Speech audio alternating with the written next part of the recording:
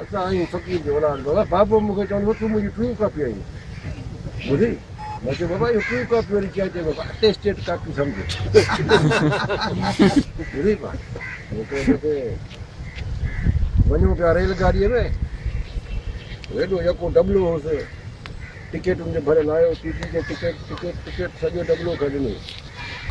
हीअं साईं उछलाईं बाबू जे जो चए तूं काॾे वञे थो रेडियो स्टेशन ते प्रोग्राम ॾियो चेन्नई उतरो खणी ॿाह मां वरितईं पुलिस वारे ॾे हिनजो वीमो कटो उन चयो भाई क्या कर रहा है ये मोहम्मद फ़कीर है इसको छोड़ो ये तुम्हारे ऊपर नहीं बनाए ॿुधो अथई वरी कुझु हुनजा गुफ़्ता दुनिया मेरे दल हितां हिकिड़ा हलिया विया कंहिंजी पई न किल त केरु हुआ काॾे विया बाबू हिते बहू त लखे कई लुकमान दंजा रंग राज़ी शइ छा चवे सवे हुआ सामान मां जी हिन मुल्क में खपी विया खान कल पोइ जी कान त खाती सां काट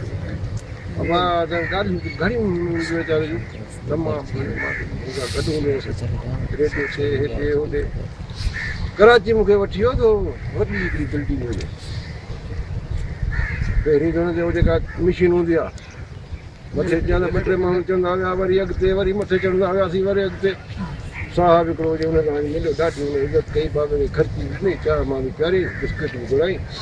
जंहिंमें मन खपे चए बाबा हाणे हेठि लाहियो घिंटी हणी पटियाले खे सरगई उहो वरी असांखे ऑटोमेटिक में वठी वियो लिफ्ट में असांजो बीठासीं हुन हयो बटन जो त असां यकदमि हेठि तो बाबे चयो तो बाबा हमको नीचे जाना है तो ऑपरेटर यहीं मथे के सड़ी चए भाई इसके नीचे आपको खुदा भेजेगा बाबा ये सच्ची हकीकत मां पाण खिलण लॻो त मुंहिंजो हेठि लतीफ़ो ठही वियो हुनजो हर अंदाज़ सुठो घर में हा साईं यादि आहे चङी तरह नंढे इलाज सारू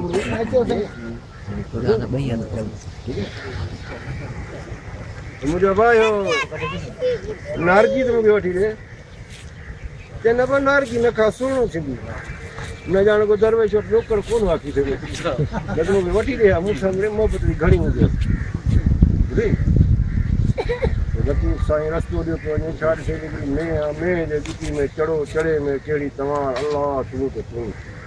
मुंहिंजो घोट लतीफ़ बीह रहियो चई चढ़ा तूं तव्हां काथो फिराई तुंहिंजी जड़ो तो सोण नकरण में जा वेद उछलाए विधो आड़ा में धणी कयूं धार हिकिड़ी जर जेरे जी बीजनो मुतकन जी मार लोन लाभो खोड़ियूं अंबूर न पार रखी सिर सांदान ते कुटियूं साण कदार ओलाया इश्क जा लखे लख हज़ार अल्लाह जी आस करे मुंहुं में विधो लार तंहिंखां पोइ तव्हां ॿियो फिराई आहे जीअं कणिक खरे त धणक करे जुअर खरे त काणी करे घोड़ो करे त दह करे डांद करे वराणे न वरे बादशाह करे त ज़ुल्म करे बाक़ी वॾे सियासतदान करे त अलाह हयात ॾिन जीअं वणेनि थिए तारे नारे कुहाड़ो हो जेको काठ ॾारे मर्द हो जेको सुखुर पारे हाकिम हो जेको पुठी मारे ज़ाल हो जेका घर सिंगारे अॼुकल्ह जो दौरु कल जुगायो आहे काहे पुट पीउ जो न आहे नोह वेठी ससु खे मारे सोरो वेठो पीउ खे संभाले मथां हिन खे जॾहिं बुके मारे बाबा साईं इहे हाणे इहे लफ़्ज़ चई असां अलाह तव्हांखे सभिनी खे